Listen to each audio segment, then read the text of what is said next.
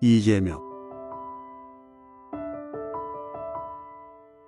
1887년 10월 16일 평안도 선천군 현 평안북도 선천군에서 태어났다. 일찍이 평안남도 평양부 시내로 이주하여 본적을 두었다. 그러다가 1904년 하와이를 거쳐 미국으로 이민을 갔으나 1907년 귀국하였다.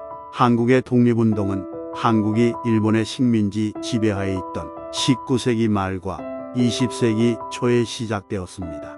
그 운동은 한국의 독립과 주권을 회복하려는 열망에 의해 추진되었고, 지식인, 활동가, 정치단체를 포함한 다양한 개인과 단체에 의해 이끌렸습니다. 많은 사람들이 민족적 자부심과 식민지 지배로부터 해방된 조국을 보고 싶은 열망으로 독립운동에 참여하도록 동기부여를 받았습니다. 다른 사람들은 민주주의와 인권에 대한 헌신에 의해 움직였고, 독립을 위한 투쟁을 자유와 자기결정을 위한 더 큰 세계적 운동의 일부로 보았습니다. 일부 독립운동가들은 혁명 사상의 영향을 받았고, 무장투쟁을 그들의 목표를 달성하기 위한 합법적인 수단으로 보았습니다. 다른 사람들은 시위, 파업, 시민 불복종과 같은 비폭력적인 방법에 초점을 맞췄습니다.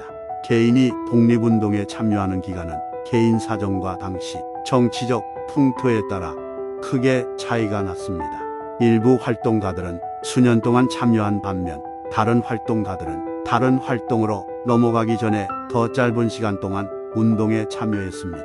전반적으로 한국 독립운동은 역사적, 사회적, 정치적 맥락뿐만 아니라 개인적 동기와 경험을 포함한 다양한 요인에 의해 형성된 복잡하고 다면적인 현상이었습니다. 그는 일본의 식민지 지배에 대항하는 독립운동에 참여하게 되었고, 한국 독립을 옹호하는 주요 단체 중 하나인 대한국민회에 가입했습니다. 1909년 12월 22일 이재명은 서울종년 천주교회당 오늘날 명동성당에서 당시 조선 총독부에 재직 중이던 을사오적 중 한 명인 친일파 이완용을 공격했습니다. 이재명이 이완용을 칼로 찔렀지만 공격은 치명적이지 않았습니다. 이후 이재명은 체포되어 재판에 넘겨졌습니다. 재판은 일본 식민지 법원에서 진행되었고, 일본인 스가하라 재판장이 주재했습니다. 재판 기록을 보면 이재명 의사가 이완용 씨를 칼로 찌른 혐의를 인정하고 단독 행동을 했다고 진술했습니다. 또 이완용이 식민지 지배하에서 한국인에 가해진 많은 부당함과 가혹 행위에 책임이 있는 저명한 친일파였기 때문에 표적으로 삼았다고 설명했습니다. 이재명 의사의 유죄 인정에도 불구하고 그의 재판은 많은 한국인들로부터 부당하고 일본 식민지 당국에 유리하게 편향되어 있다는 비판을 받았습니다. 판결은 기정사실로 인정되었고, 이재명 의사는 교수형을 선고받았습니다. 독립유공자 이재명은 1910년 9월 30일 순국했다. 재판 기록에는 종결 진술 녹취록이 없어 이재명 후보의 재판에서의 최종 진술은 알려지지 않았습니다. 하지만 역사적인 기록에 따르면 이재명 후보는 재판 진행 내내 반항과 혁명 열기를 유지했고, 법정에서도 구호와 반일 구호를 외친 것으로 전해졌습니다. 이재명 의사의 재판은 일제강점기 식민지 법원에서 진행된 것이기 때문에 절차가 전적으로 공정하거나 공정하지 못했을 가능성이 있다는 점에 주목할 필요가 있습니다.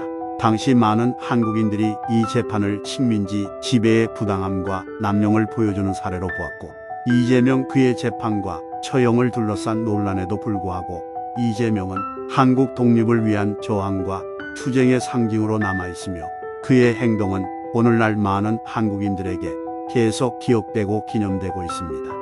이재명 의사 석방을 원하는 시위와 요구가 확산되었습니다.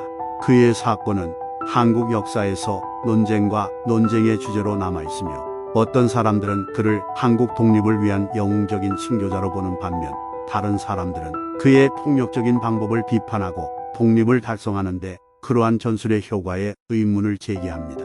당시 이재명 의사 행동은 논란이 많았는데, 일부 한국인들은 그를 식민지 정권의 일격을 가한 영웅으로 보는 반면, 다른 사람들은 그를 한국 독립의 대의를 훼손한 테러리스트로 보는 것이었습니다. 오늘날 이재명은 식민지 지배에 반대하고 한국의 독립을 위해 투쟁하기 위해 기꺼이 극단적인 조치를 취했던 한국 역사의 인물로 기억됩니다. 그리고 경술국치로 국권을 빼앗긴 지 1개월 만인 1910년 9월 30일 결국 경성형무소에서 교수형이 집행되어 순국했다. 이때 순국 직전에 나는 죽어 수십만 명의 이재명으로 환생하여 기어이 일본을 망하게 하고 말겠다. 라는 유언을 남겼다고 한다. 여담으로 비록 이재명 의사가 이완용을 그 자리에서 죽이는 데는 실패했지만 이완용은 이때 입은 상처 때문에 17년간 폐렴을 고질병으로 달고 다니며 고생하다가 결국 1926년 그로 인해 죽었다. 어찌 보면 17년에 걸친 암살. 그런데 이완용은 을사오적 중에서는 오래 산 편이다. 마지막으로 이재명 의사의 전쟁 범제국 일본을 향한 외침을 들어보겠습니다. 내 목숨 빼앗을 수 있으나 충원은 못 빼앗아. 이러한 큰 일을 하는데 무슨 공범이 필요하냐? 공범이 있다면 2천만 우리 동포가 모두 나의 공범이다. 이완용을 죽이는 것을 찬성한 자는 우리 2천만 동포 모두며 방조자는 전혀 없었다. 공평치 못한 법률로 내 목숨을 빼앗을 수는 있으나 나의 충원, 의원은 절대 빼앗지 못할 것이다. 한 번 죽음은 슬프지 않다. 생전에 이루지 못한 일이 한심스러울 뿐이다. 내 결코 죽어서 그 원한을 갚을 것이다. 아울러 부인 오씨는 이런 말을 남겼습니다. 국적 이완용이 아직 죽지 않고 살았는데 우리 가부가부는 왜 사형에 처하느냐며 눈물을 흘렸다.